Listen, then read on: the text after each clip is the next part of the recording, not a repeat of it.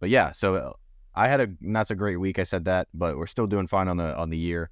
I'm excited to get into this week 9 slate, despite it being a little bit ugly. So we're going to start with the game in Frankfurt. Dolphins +2 at Chiefs. I say at Chiefs, even though they play in Kansas or in Frankfurt, not in Kansas City. This is a tough one, Andy. I want to lean Chiefs. I think there's a lot of reasons to back the Chiefs, especially because one thing that I found this during research is the Chiefs with Mahomes and Andy Reid have not lost back-to-back games since 2019. They lost against the Browns or the Broncos last week in Denver. This is what scares me is this is Tyreek Hill's first game against the Chiefs since he's left. So he's going to have a vendetta. You've got the number 1 team in yards, which is the Dolphins, like yards per attempt versus the number 2 defense in yards per attempts. And recently the Dolphins have not performed well, clearly against the top teams like the Bills and Eagles. So this is why I lean Chiefs -2 or -2.5, whatever you see. The Chiefs come into this with 80% of the bets and 93% of the money, which also scares me. But we also talked about, hey, this is like the way it's going. You don't necessarily have to be scared of these type of numbers for the public. However, there's only 41,000 bets and it's Thursday. So lots to discuss here. It feels like one that we might just have to pass on, although it's 9:30 and at prime time and everyone wants to bet it. So I love the Chiefs. I'll lean the Chiefs. I shouldn't say I love them. I think it's a tough spot to back the Dolphins, given their defense not being great and the Chiefs defense being one of the best we've seen from a Chiefs team in a while. I feel the opposite. I like the Dolphins in this spot. The Dolphins got into Germany on Monday, and the Chiefs either get in today or they're going to get in tomorrow. I think that's a huge difference. We saw that be a huge difference in the London games, where Jacksonville had their extended stay in front of both games, especially in the second game against the Bills. And it was a huge advantage because the Bills got in super late into London and did not look the same. I get the whole back-to-back games piece, but also the Chiefs did not go up against the number 1.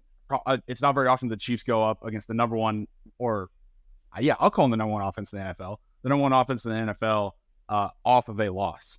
I think I'm not putting a ton of weight into the Tyreek Hill revenge thing. I think it's a funny storyline though. Yeah, but it is. The stays in there where they're able to acclimate and stuff, as well as the Dolphins have really looked ahead to this game. And I think that they are in a nice spot here where I cannot believe that everyone and their mother, so it's like 80% of the bets, 93% of the money with 41,000 bets is on the Chiefs.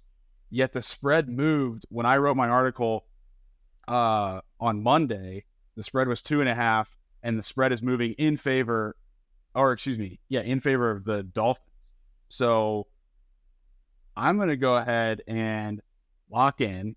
Wow. At plus money, Dolphins money line. Plus 115, I think is the best I can find. I'm just doing that per unit. I get the whole, like, Chiefs haven't lost back-to-back. As well as Dolphins have looked shaky against good teams, right? The really good teams is where the Dolphins have struggled this year. I do think the Dolphins are starting to get guys back on defense. They've got Jalen Ramsey now. They've got a couple other guys back as well. Their defense has started to look better, which is really good news for them because that's been such a weak spot. In fact, after their week 1 victory, Mike McDaniel even said in the after the game, he was like, "We just need you guys to get 1 stop for us in the game." And it's like, bro, what? Like, you need a couple more than that when you're going up against a real team. That was against the Chargers. I mean, Jesus. But yeah, Dolphins money line for me plus 115. That's what I'm rocking with. What I need you to look at though is public is 71% of the bets on the over, and there's a 85% of the money on the under. There are projected to be 17 to 18 to 19 mile an hour winds at kickoff here. So I love the under. The total started at 52.5. It's dropped to 51 and now 50. So I adore the under. I'm not going to take it right now just because I don't think I've looked at it enough.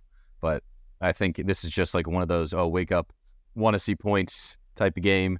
And Chiefs have a way better defense than people anticipate. You saw the Eagles defense hold the Dolphins to an under despite a lot of controversy. So I think this is a good spot for the under. Like, is the Chiefs defense really that good?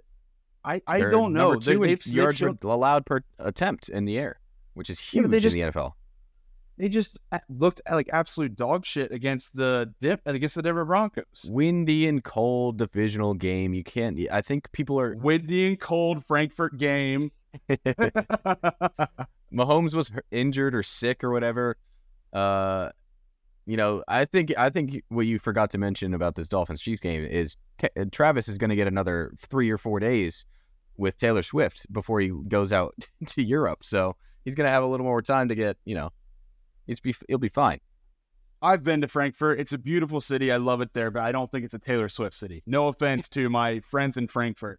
I just don't find her traveling out with the team unless he really needs somebody to cuddle up with that entire plane ride there 2 days before the game while the Miami Dolphins are there practicing all week long in Germany. They're used to it. They're going to be ready.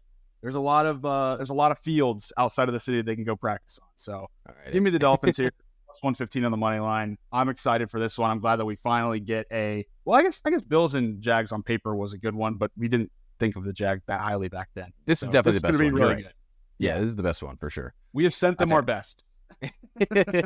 Hopefully the Germans like us. Thank you guys for listening. This is our breakdown of Week 9 in the NFL. It's been fun. Eddie and I have been on the opposite side of a lot of these games, but as always, you can check out our articles, as always, on happyhoursports.net for NFL.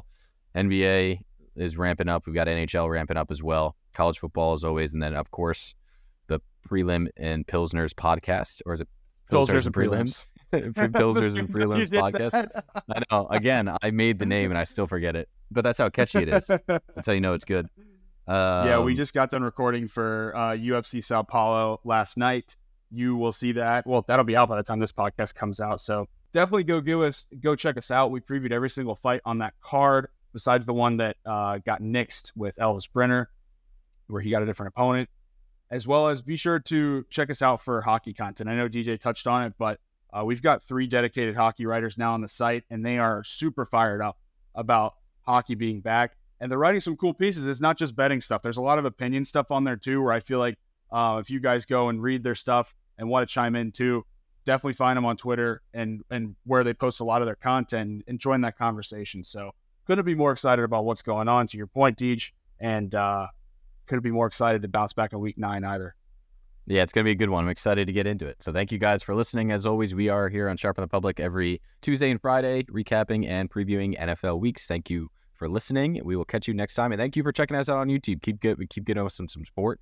We're getting a few subscribers here and there. So thank you to everyone on YouTube. We appreciate you. And hopefully we can keep on winning for you. So cheers, guys.